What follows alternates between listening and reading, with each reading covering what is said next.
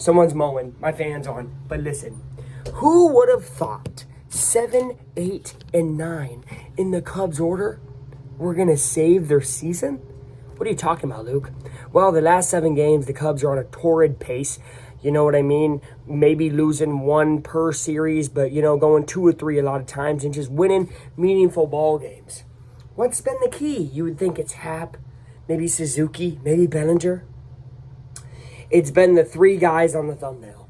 Dansby Swanson, who's paid a buttload of money, has finally turned it on. Sure, his average, as you saw, is lower, but man, oh man, is he getting runners across when they're in scoring position, and he's stealing bases, 4 stolen bases. What's shocking is the next guy has less in the last 7, and that's Pete Crow Armstrong, but that's because the power's back. 2 home runs from Pete Crow, a guy who struggled to even lift the ball in the air at all early on this year, right? 7 RBIs for him. And then I think the key to this whole operation is the guy who, after Dansby or Pete Crow would do something good, he would fall off. He was the weakest of this trio for the longest time this year, so much that me and other fans would ask for Nito, or we would ask for Bethancourt, right, early on when he came here. But Amaya flipped a switch.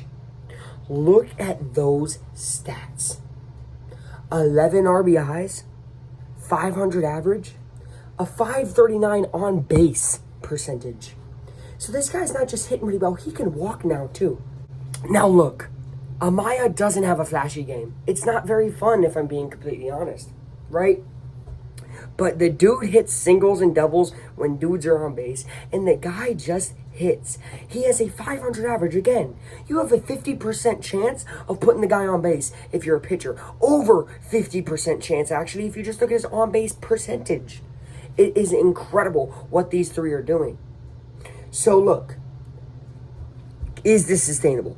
1 more month in the season about to go and get the playoffs. Right now, last time I checked, was about 7 games above 500. Cubs are 500 right now, right? I think it is. I think Pete Crow, especially with his speed and the way he's been hitting the ball. And again, Amaya, he's just seeing the ball. He changed his batting stance. And Dansby hustling on the bases with stolen bases. That shows something really good. Yesterday, Cubs stole 8 bases. 8. They scored 18 runs. 18-8 was the final score. It looked like a freaking football game. But again, giving up those 8 runs isn't good. But it really doesn't matter how much the other team scores if you're scoring in droves. And the biggest reason for all those runs was 4 RBI apiece for Dansby and Amaya. Yes, 8 of those 18 runs were from them. And if I'm not mistaken, I think 2 more were from Pete Crow. Yes, over majority of the runs lately have been by 7, 8, and 9. When have you seen this? If you've seen it, comment down below what team has had this crazy of a 7, 8, 9 lineup. Maybe it was a Yankees team that was great way back in the day, or a Mets team, or a really good Dodgers team. I don't know, but guys, this 7, 8, 9 is on a torrid pace, and it's not only the last 7, it's really the last 15, but I just wanted to make it a more edible, bite-sized piece for you guys. So yeah, something to think about. 7, 8, 9 in the Cubs order is changing their season. Is it sustainable? Answer is yes. Go Cubs, go. Make the playoffs, baby.